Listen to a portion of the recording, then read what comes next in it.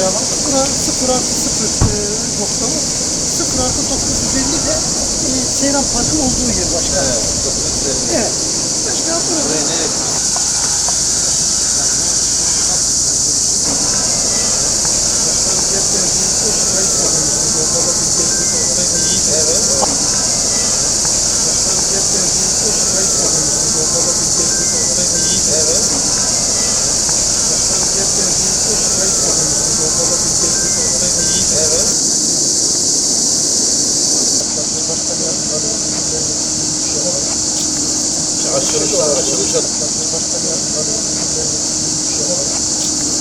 Açılışa duyurursak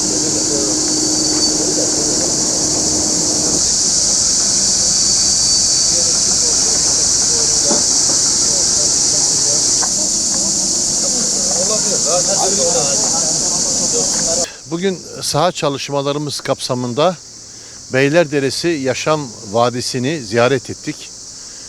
Bildiğiniz gibi burada bizim çok prestijli bir projemiz var. Malatya'mıza, Yeşilyurt'umuza, kadim Yeşilyurt'a değer katacak bir proje. Abdülhamit Han Köprüsü'ne kadar devam edecek bir proje.